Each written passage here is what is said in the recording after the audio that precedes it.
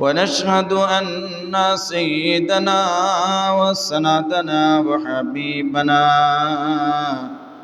ومولانا محمدا عبده ورسوله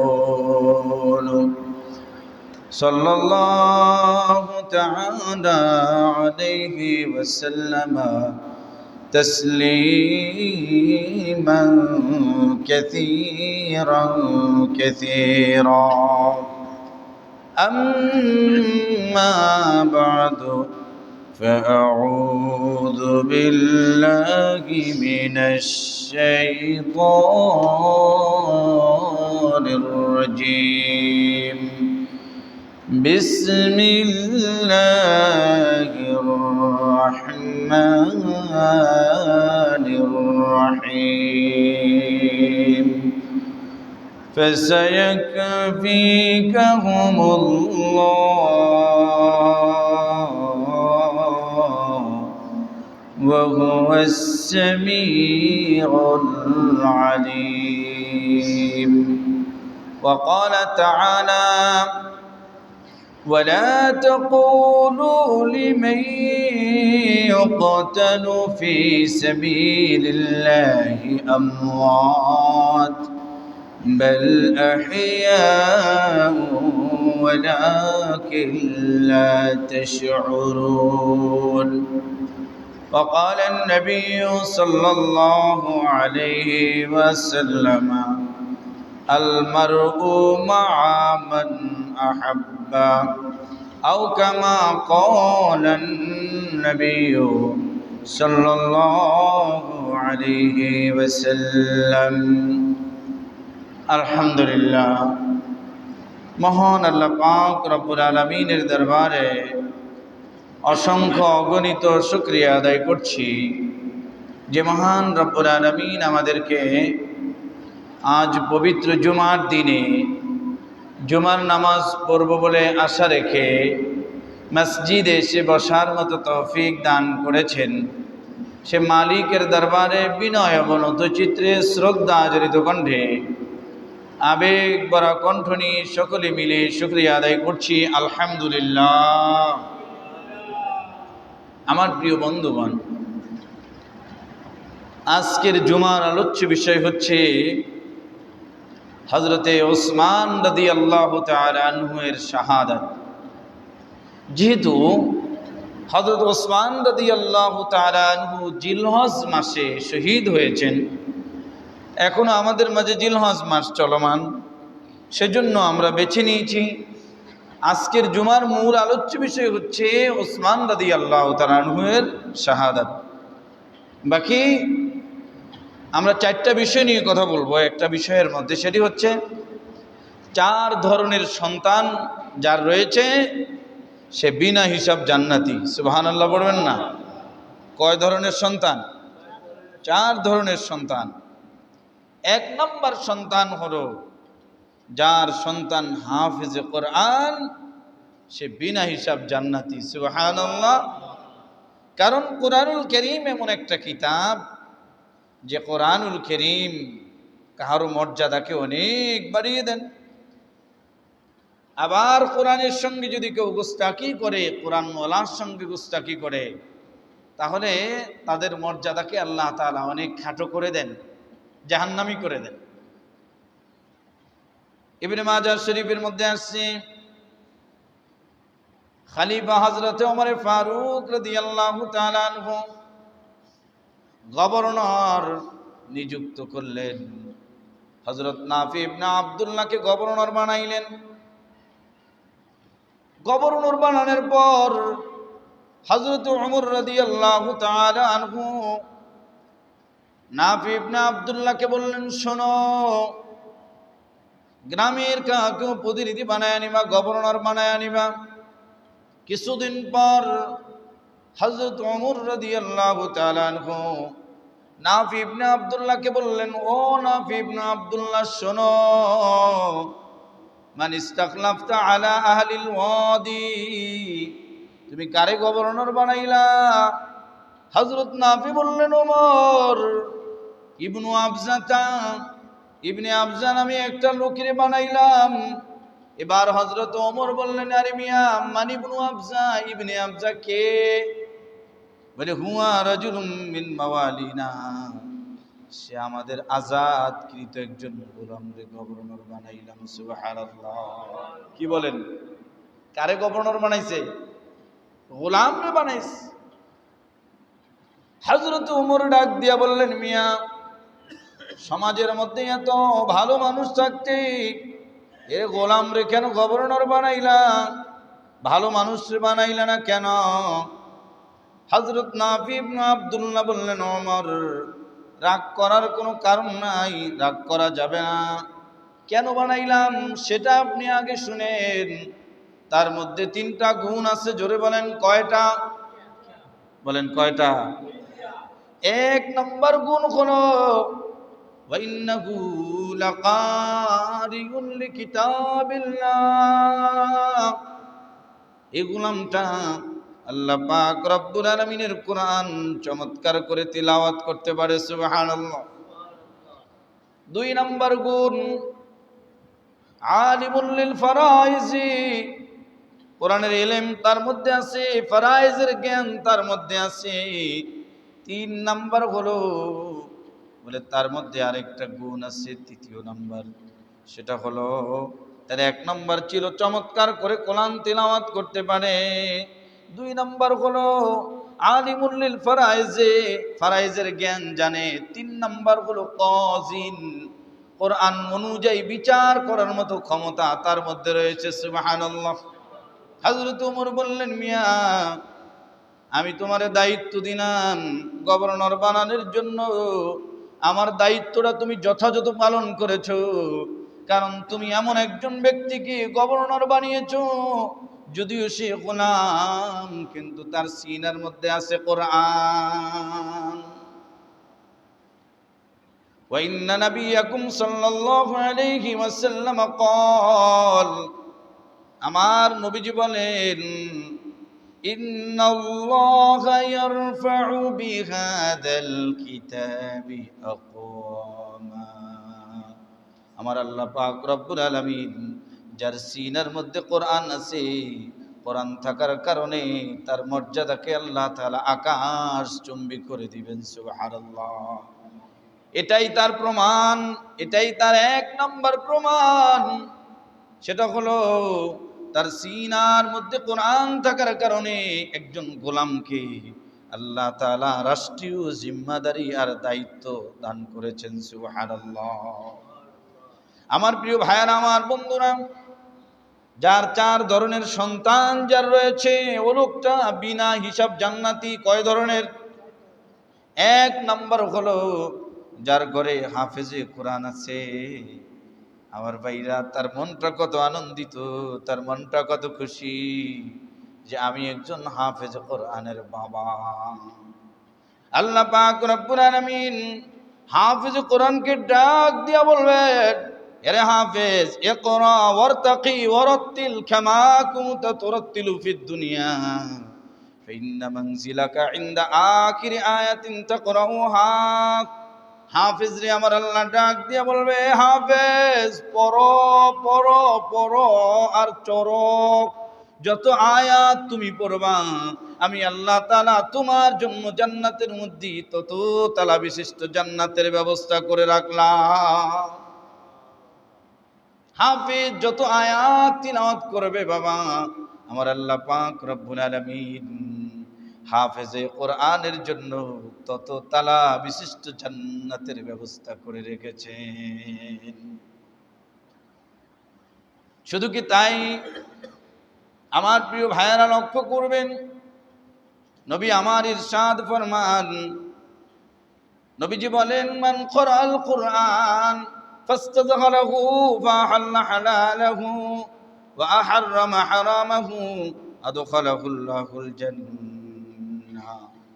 আপনার আমার যে সন্তানটা হাফেজ হলো, ওটা যদি হালালকে হালাল মেনে চলে, হারামকে হারাম মেনে চলে, অর্থাৎ এই সন্তানটার যদি দিন শিখাইতে পারি, পাশাপাশি দিন মেনে সন্তানটা চলে, আমার আল্লাহ পাক রব্বুল আলামিন সন্তানটাকে ডাক দিয়ে বলবে যাও জান্নাতে যাও। আপনার আমার সন্তানটা ডাক দিয়ে বলবে, মাওলা আমি একা জান্নাতে যাব না যতক্ষণ পর্যন্ত আমার আব্বাকে আমি সঙ্গে করে জান্নাতে না নিয়ে যেতে পারবো। সন্তানটা বলবে, আল্লাহ আপনি আমারে বলেন আমি জান্নাতে যাওয়ার জন্য, আমি একা যাব না। নবী আমার বলেন, ওয়াশাফাআহু আশারাতুম মিন আহলি বাইতিহি ক্বাদ ওয়াজাবাত লাহুমুন নার। আমার আল্লাহ তাআলা ডাক দিয়া বলবে, এ হাফেজে কোরআন, একজন আর দুইজন নারী, এমন 10 জনের হাতে ধইরা ধইরা বাইসা বাইসা হাতে ধরে তুমি জান্নাতে নিয়ে যাও। আমি যাদের উপরে জাহান্নাম অবধারিত করে দিয়েছিলাম, যাদের উপরে জাহান্নাম ওয়াজিব করে দিয়েছিলাম, এমন 10 জনকে বেছে বেছে আপনার আমার হাফেজে কোরআন সন্তান জান্নাতে নিয়ে যাবে। সুবহানাল্লাহ। আমার প্রিয় ভাইয়েরা, আমার বন্ধুরা লক্ষ্য করবেন, মুসলিম শরীফের হাদিস। আপনি আমি মনে করি আপনার আমার সন্তানটা মাদ্রাসায় পড়ার জন্য যায়, ও কি পড়ে না পড়ে, ওর পাহারাদার কে আছে? আমার ভাইরা, ও তো এমন একজন মানুষ যে সন্তানটা মাদ্রাসায় পড়ে, ও পড়ে, আর আমার আল্লাহ তাআলা ওর জবানে কোরআন শোনার জন্য ফেরেশতা পাঠায়া দেয়। হযরতে উসাইদ রাদিয়াল্লাহু তাআলা আনহু সাহাবীর নাম। গভীর রাত্রে কোরআন পড়ে, যখনই কোরআন পড়ে পাশেই ছিল ঘোড়া, ঘোড়াটা খালি লাফায় আর লাফায়। তিলাওয়াত বন্ধ করে দিলে ঘোড়ার লাফানো বন্ধ হয়ে যায়। চিন্তা করলেন, পাশেই তো আমার ছেলেটাই ঘুমানো, ঘোড়াটা যদি লাফায়া গিয়া আমার ছেলের গায়ে পড়ে, ছেলেও মারা যাবে। আমার প্রিয় ভাইয়েরা, তিলাওয়াত বন্ধ করে দিলেন। একটু পরেই আসমানের দিকে তাকায়া দেখেন, জমিনের থেকে এক ঝাঁক নূর আসমানের দিকে উঠে চলে যাইতেছে। সুবহানাল্লাহ। সকাল যখন হয়ে গেল, হযরত উসাইদ দৌড়ে গিয়া আমার বিশ্ব নবীরে ডাক দিয়া কয়, ওগো নবীজি, কি দেখলাম, কি দেখলাম? আসমানের দিকে যে নূর উঠা চলে যায়। মুসলিম শরীফের হাদিস। নবী আমার বলেন, উসাইদ কি করলা, কি করলা?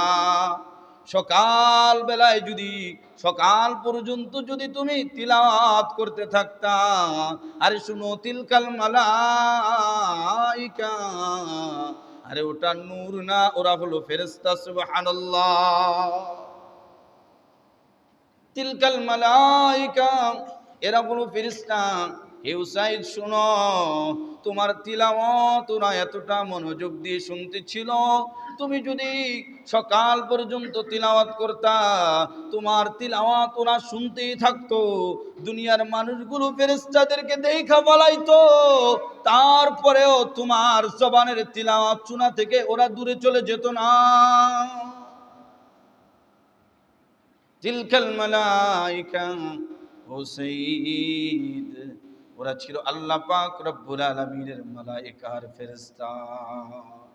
তাহলে আমার ভাইরা, যে সন্তানটা মাদ্রাসায় দিলাম, ওটা খালি মাদ্রাসায় একা একা যায় তাই না বাবা, তাই না। ওটার পায়ের নিচে নূরের পর বিছায়া দিয়া ওর সঙ্গে সঙ্গে আমার আল্লাহ তাআলার ফেরেশতারা যায় কি যায় না? যার সিনায় কোরআন, তারে আমার নবীও কত দাম দেয়। উহুদের যুদ্ধ, সাহাবায়ে কিরামদের অনেক সাহাবী শহীদ হয়ে গেলেন। উহুদের যুদ্ধ, অনেকগুলো লাশ। ও মুসলমান, নবীজি এত লাশ গণকবর দিতে বাধ্য হয়ে গেলেন। আজ আমরা তাকা দেখি ফিলিস্তিনের দিকে, একটা একটা করে লাশ দাফন করার মতো সুযোগ হয় না। মুসলমান, তাদেরকে গণকবর দেওয়া হয়। কথা বলেন ঠিক কিনা? গণকবর দেওয়া হয়। নবী আমার একই কবরের মধ্যে কয়েকজনের লাশ রাখবেন উহুদের ময়দানে। নবীজি ডাক দিয়া বলেন, সাহাবীরা শোনো, এই যে লাশগুলো রাখতেছি, এই লাশগুলোর মধ্যে কার সিনায় কোরআন বেশি, কে হাফেজ কোরআন? সাহাবায়ে কিরামরা বলেন, আমরা ইশারা করে বললাম, ইয়া রাসূলুল্লাহ, ওগো পয়গম্বর, ওনার সিনায় কোরআন বেশি। যার সিনায় কোরআন, ওই লাশটা রাখতে গিয়ে আমার নবীজি মর্যাদার সাথে রাখতেন। সুবহানাল্লাহ। কি বুঝলেন?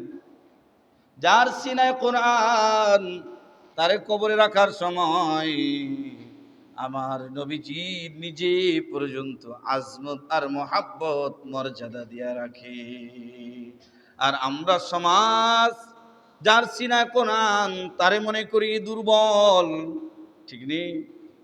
যিনি আলেম তারে মনে করি দুর্বল, যে প্রভাবশালী তার পিছনে গীবত কইতে ভয় পাই না, ভয় পাই।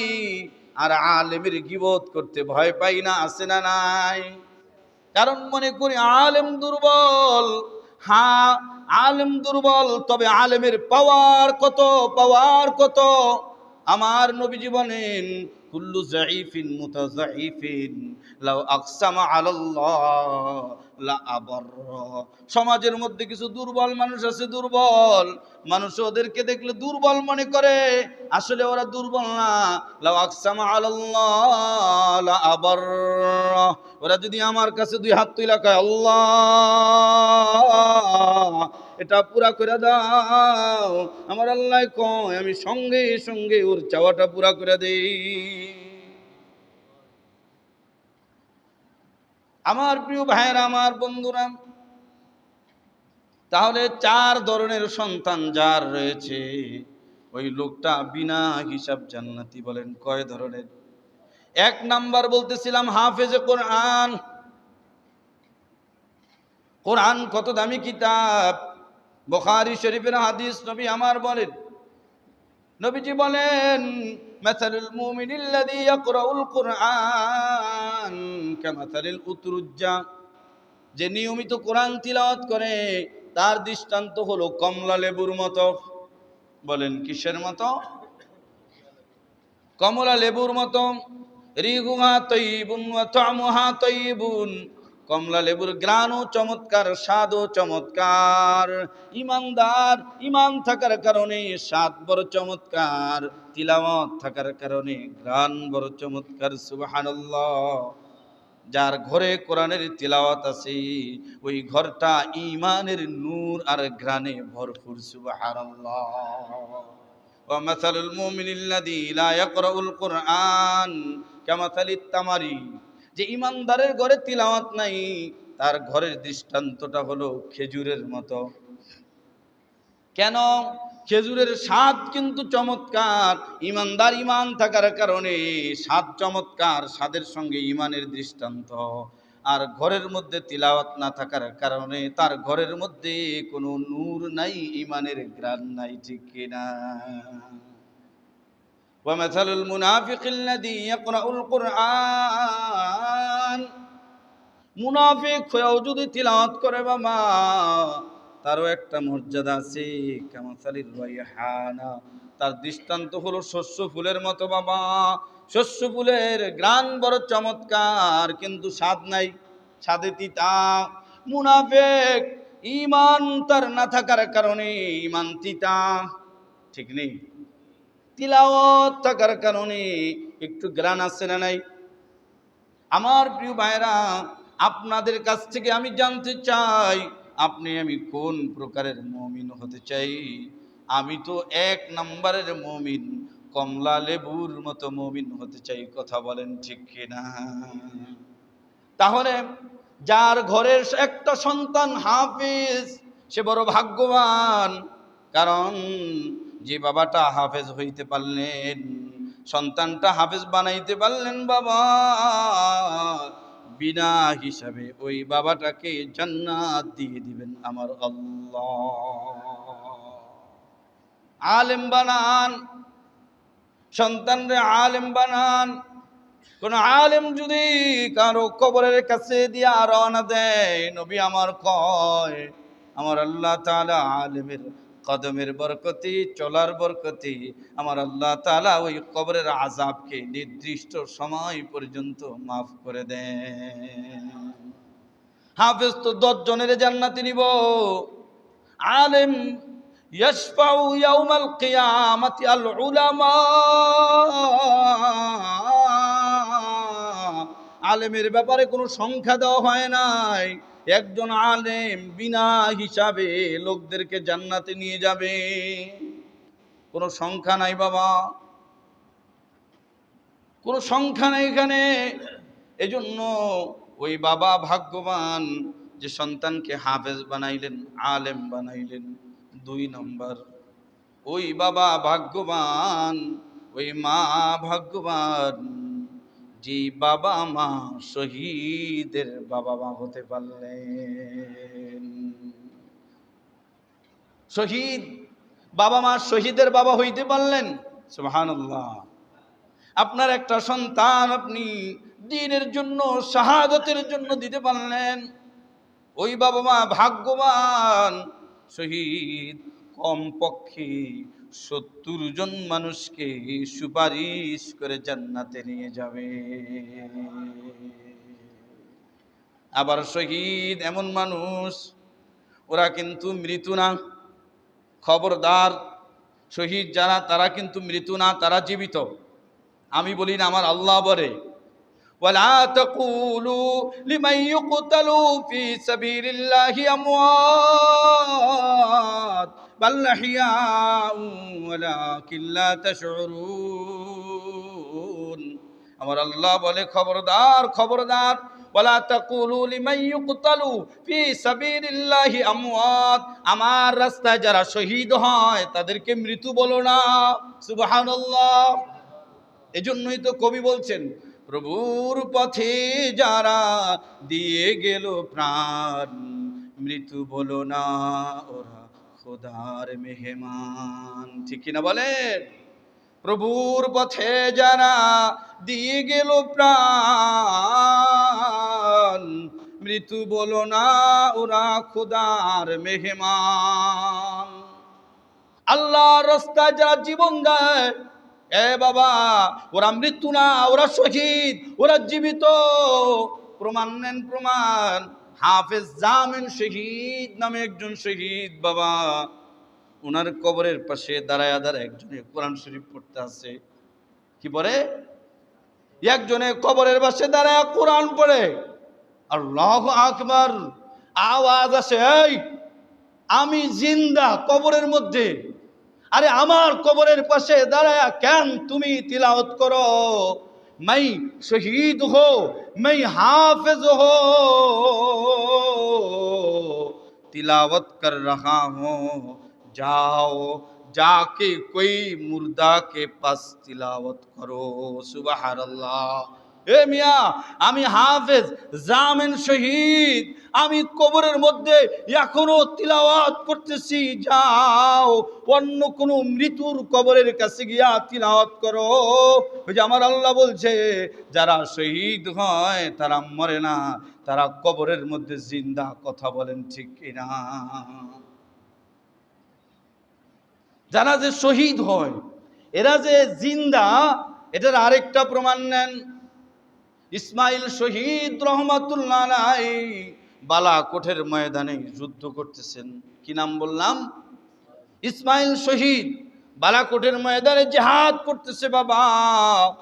একজন বেদীন আমার নবীর জিহাদের ময়দানের মধ্যে গালি দিয়া ফেলাইছে। ইসমাইল শহীদ ডাক দিয়া কয়, আল্লাহ তোমার কসম দিয়া বলতেছি, ওরে হত্যা না করা পর্যন্ত আমি মরবো না। সুবহানাল্লাহ। পিছন দিক থেকে শত্রু আইসা, ইসমাইল শহীদ আমাদের পূর্বপুরুষ, বেশি দিনের আগের কথা না বাবা। ইসমাইল শহীদের জীবনী খুলে দেখেন, বালাকোটের ময়দানের জীবনী খুলে দেখেন। আমার প্রিয় ভাইরা, ইসমাইল শহীদের পিছন দিক থেকে আইসা কল্লাটা দুখণ্ডিত করে দিছে। কল্লাটা জমিনের মধ্যে পড়ে গেছে। ইসমাইল শহীদের হাতের মধ্যে তলোয়ার, মাথা নাই। উচিত ছিল লাশটা জমিনে পড়ে যাওয়া, মাথা বিহীন ইসমাইল শহীদ তলোয়ারটা হাতে নিয়া ওই যে আমার নবীরে যে গালি দিছে ওর পিছনে পিছনে দৌড়াইতেছে। আল্লাহু আকবার। মাথা নাই, ওর পিছনে পিছনে দৌড়ায়। শত্রুটা কি এক কোণার মধ্যে পালাইছে। ইসমাইল শহীদ রহমাতুল্লাহ আলাইহি মাথাবিহীন ইসমাইল ওই নবীর দুশমনটারে টুকরা টুকরা কইরা তারপরে লাশটা জমিনের মধ্যে পড়ে গেছে। সুবহানাল্লাহ।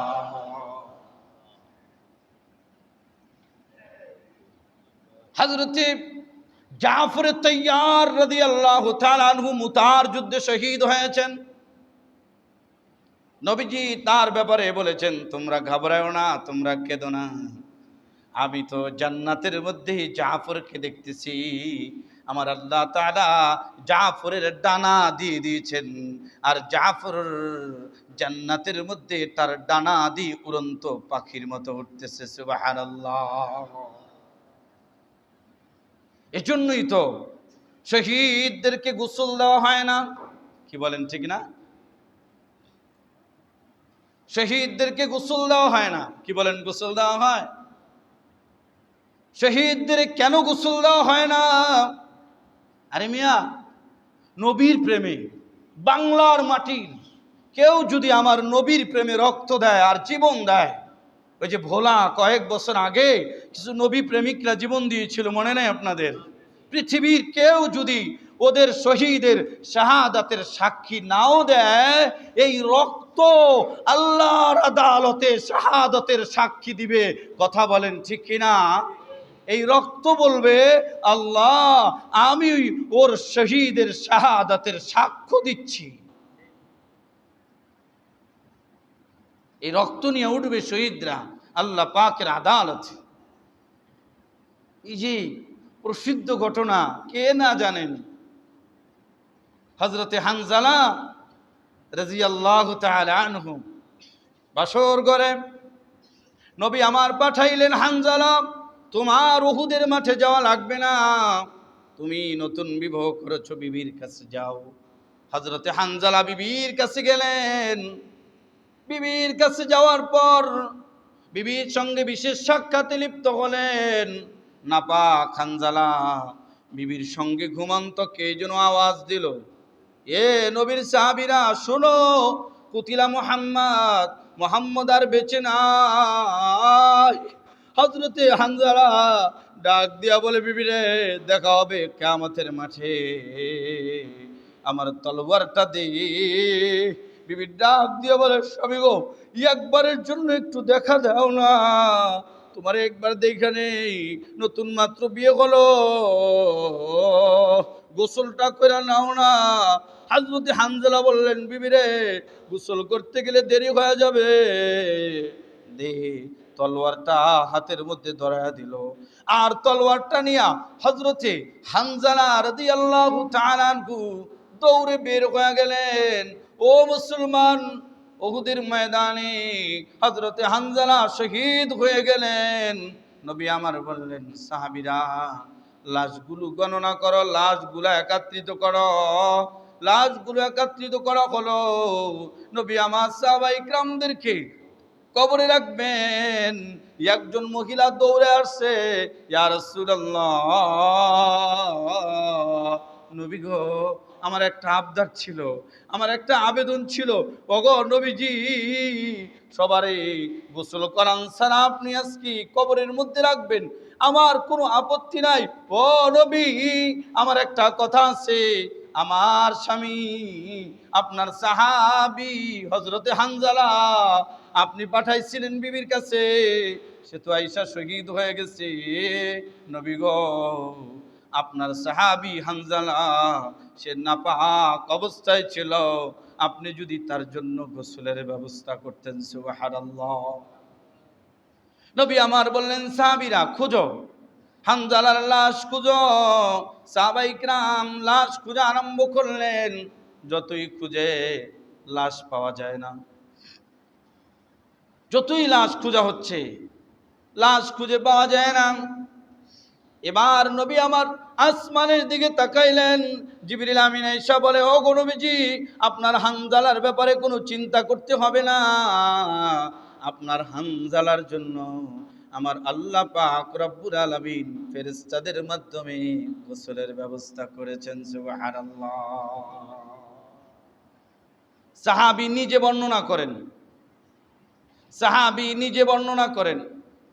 এবার লাশগুলো যখন কবরের মধ্যে আমরা আবার রাখার জন্য তৈয়ার, দেখি সব লাশগুলোর মধ্যে ময়লা আবর্জনা, রক্তমাখা বিভিন্ন অবস্থায়।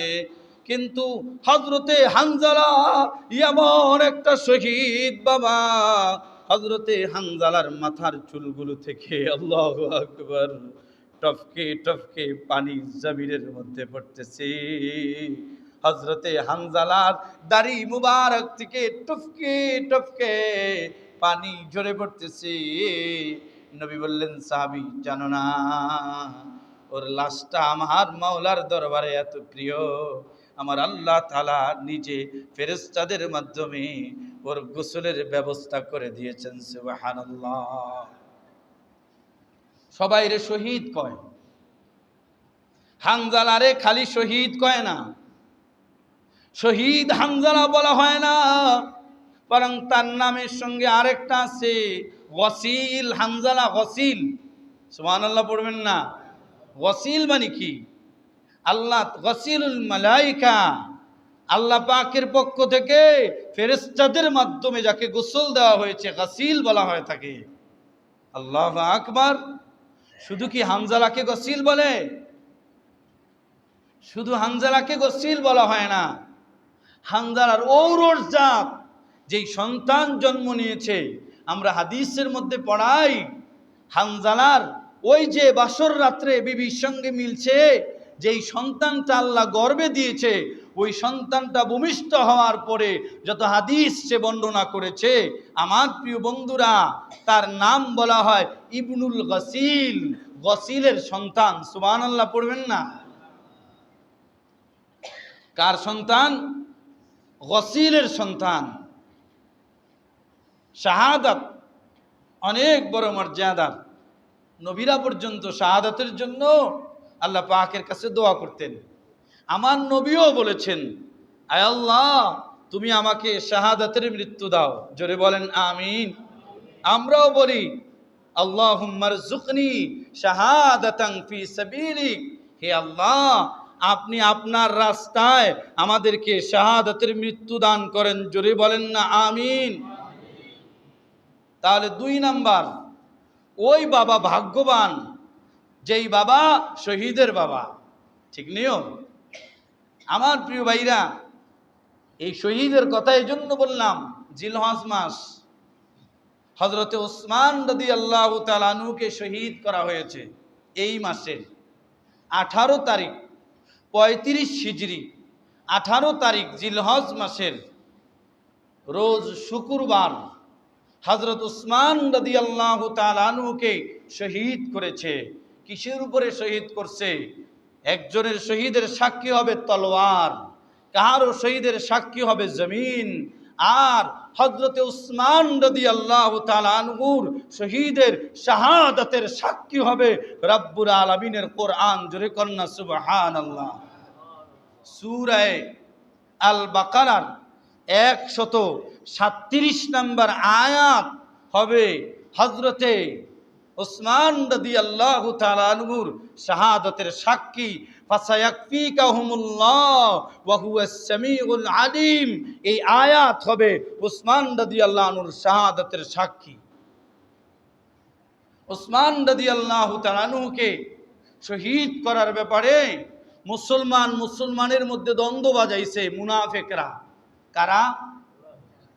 কাফেররা ইসলামের অত ক্ষতি করতে পারে নাই যত ক্ষতি ইসলামের মুনাফিকরা করেছিল। ও ভাইরা, ওই মুনাফিকদের লিডার একজনের নাম হলো আব্দুল্লাহ ইবনে সাবা। কি নাম বললাম? এই আব্দুল্লাহ ইবনে সাবা মিশরে চক্রান্ত করেছিল, কুফায় গিয়েছিল, শামে গিয়েছিল, কোথাও চক্রান্তে সফল হতে পারে নাই। সে 5000-এর উপরে মুনাফিক তৈরি করেছিল।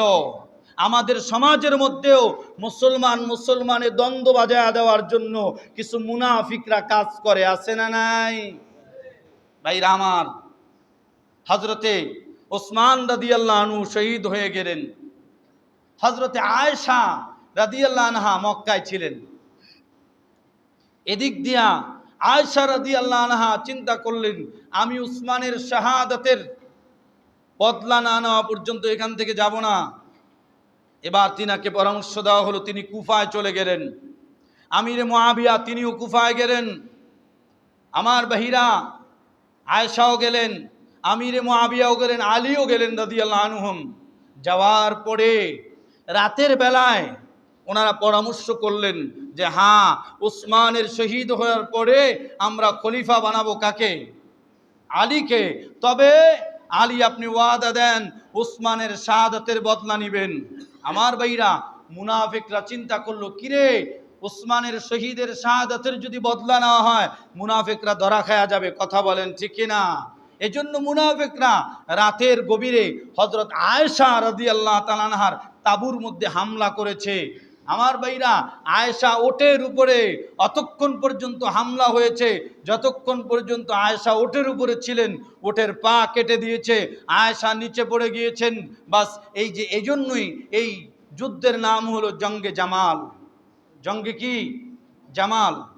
ও মুসলমান, পরবর্তীতে আবার এই মুনাফিকরাই মুসলমানদের মধ্যে দ্বন্দ্ব বাজায়া এক মুসলমানের বদনামি আরেক মুসলমানদের মধ্যে কয়া দিয়া হযরতে আয়েশা, হযরতে আলী, হযরতে মুআবিয়া তিন গ্রুপের মধ্যে দ্বন্দ্ব বাজায়া দিয়া আবার একটা যুদ্ধ সংগঠিত করেছে।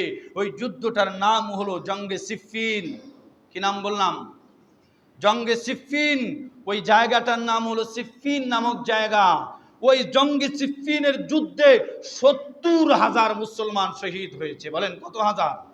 ও ভাইরা, ওখানে কি কাফেরা দ্বন্দ্ব হয়েছিল? কথা বলেন। এই দ্বন্দ্ব হয়েছিল কাদের মধ্যে? মুসলমানের মধ্যে দ্বন্দ্ব হয়েছিল। এই দ্বন্দ্বতে ৭০,০০০ মুসলমান শহীদ হয়েছে। জঙ্গে জামাল আর জঙ্গে সিফফিন দুই যুদ্ধ মিলে ৯০,০০০ মুসলমান শহীদ হয়েছে। জোরে বলেন না নাউজুবিল্লাহ। ওই মুনাফিকের কারণে আদৌ পর্যন্ত মুসলমান দ্বন্দ্ব, আলেম দ্বন্দ্ব। কথাক্ষণ ঠিক না? আলেম দ্বন্দ্ব। এক আলেম স্টেজে উঠা আরেক আলেমের বিরুদ্ধে, এক মুসলমান মসজিদ থেকে বাইর হয়ে আরেক মুসলমানের বিরুদ্ধে কথা বলেন, আছে না নাই? ও মুসলমান, এই মুসলমানের মধ্যে দ্বন্দ্ব বাজায়া দেওয়া এটা মুসলমানের কাম ছিল না, এটা মুনাফিকদের ষড়যন্ত্র ছিল। কথা বলেন ঠিক কিনা? ইসমাইল, হযরত ওসমান রাদিয়াল্লাহু তাআলা আনহুর শাহাদাতের কথা বললাম। তাহলে ২ নাম্বার ভাগ্যবান বাবা হলো যেই বাবা শহীদের বাবা। ৩ নাম্বার ভাগ্যবান বাবা হলো যেই বাবার সন্তান নাবালেগ অবস্থায় মারা যায়। সুবহানাল্লাহ পড়বেন না? কারো সন্তান যদি নাবালেগ অবস্থায় যদি কারো সন্তান মারা যায় তো আল্লাহ তাআলা বলে, এ ফেরেশতারা কি নিয়ে আসছো? আমার বান্দার সন্তান নিয়ে আসছো না তার জান নিয়ে আসছো? বলে আল্লাহ, তার জানটা নিয়ে আসতে যতটা কষ্ট না পাইতো এর চেয়ে বেশি কষ্ট পাইছে। বলে সে কি করছে? বলে আল্লাহ, সে সবর করেছে। জোরে কন্না সুবহানাল্লাহ। বলে আল্লাহ, সে ধৈর্য ধারণ করেছে। আমার আল্লাহ তাআলা বলেন, যাও, জান্নাতের মধ্যে একটা ঘর আছে, আপনাদের মসজিদের লগে ওই ঘরটার নাম মিল আছে, ইউসাম্মা বাইতুল হামদ। সুবহানাল্লাহ পড়বেন না? যে ঘরটার নাম হলো বাইতুল হামদ। এই ঘরটা কাদেরকে দেওয়া হবে? এই জান্নাতটা দেওয়া হবে ও সমস্ত ব্যক্তিদেরকে যাদের সন্তান নাবালেগ অবস্থায় মারা গিয়েছিল তাদের জন্য নিশ্চিত আল্লাহ তাআলা জান্নাত দিয়ে দিবেন। সুবহানাল্লাহ। ৪ নাম্বার ভাগ্যবান বাবা কারা? যাদের সন্তান প্রতিবন্ধী, সন্তান পাগল, সন্তান ব্রেন অসুস্থ, ভালো না। এই সন্তানটারে বাবা ইচ্ছা করলে গলা টিপা মাইরা ফলাইতে পারতো। কথাক্ষণ ঠিক না? লবণ খাওয়ায় মাইরা ফলাইতে পারতো, গলা টিপা মাইরা ফলাইতে পারতো, মারে নাই, সবর করছে, সন্তানটা লালন পালন করছে। আরে যে সন্তানটা পাগল, ওর তো নামাজ নাই। কথাক্ষণ ঠিক না? যে সন্তানটা পাগল, ওর তো কোনো ইবাদত নাই, ওর তো কোনো গুনাহ নাই, আমার আল্লাহ ওরে কইবে যাও তুমি জান্নাতে যাও। ও সন্তানটা বলবে আল্লাহ পাগল রে তুমি জান্নাত দিবা, এই পাগলটারে যে লালন পালন করছে ও কি অপরাধ করছে, আমি ওরে না নিয়ে জান্নাতে যাবো না। সুবহানাল্লাহ। চার প্রকারের বাবা ভাগ্যবান বাবা, হাফেজ আলেমের বাবা ভাগ্যবান বাবা, শহীদের বাবা ভাগ্যবান বাবা। এরপরে হলো ছোটবেলায় নাবালেক সন্তান যে হারায় ফেলাইছে ওই বাবা ভাগ্যবান বাবা, যার বাবা অসুস্থ সন্তান অসুস্থ প্রতিবন্ধী ভাগ্যবান বাবা। আল্লাহ তাআলা আমাদেরকে শহীদের বাবা হওয়ার, হাফেজের বাবা হওয়ার তৌফিক দেন। জোরে বলেন না আমিন। আমার প্রিয় ভাইরা, আমার বন্ধুরা, এই জিলহজ মাসের 18 তারিখ হযরত ওসমান রাদিয়াল্লাহু আনহুকে শহীদ করছে। এই শহীদের পিছনে কারা দায়ী? মুনাফিকরা। আমাদেরও ঘরে ঘরে, মসজিদে মসজিদে, মহল্লায় মহল্লায়, এলাকায় এলাকায়, দেশে দেশে, আলেমে আলেমে, সাধারণ মানুষের মধ্যে আজ দ্বন্দ্ব বাজানো আছে, আছে না নাই? এক পীরের মুরিদ আরেক পীরের মুরিদরে দেখতে পারে না, তবলিগ দেখতে পারে না।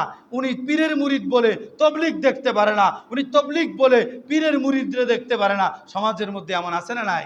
নিজেদের মধ্যে দ্বন্দ্ব, ভাগাভাগি। ও আমার ভাইরা, এই ভাগাভাগি আর দ্বন্দ্বের পিছনে চক্রান্ত হলো মুনাফিকদের। এখানের কথা ওখানে লাগায়, অমুকের কথা অমুকের কাছে লাগায়। সমাজ এরকম আছে না নাই? আমরাও মুসলমানরা সতর্ক থাকতে হবে। মুসলমান ভাই ভাই কথা বলেন ঠিক কিনা? আপোষের মধ্যে নিজেরা ঝগড়া বিবাদ দ্বন্দ্বতে যাব না। আল্লাহ তাআলা তৌফিক দেন। জোরে বলেন আমিন। ওয়া আখিরু দাওয়ানা আলহামদুলিল্লাহি রাব্বিল আলামিন। যারা সুন্নত পড়েন নাই শুধু 4 রাকাত সুন্নত পড়ে না।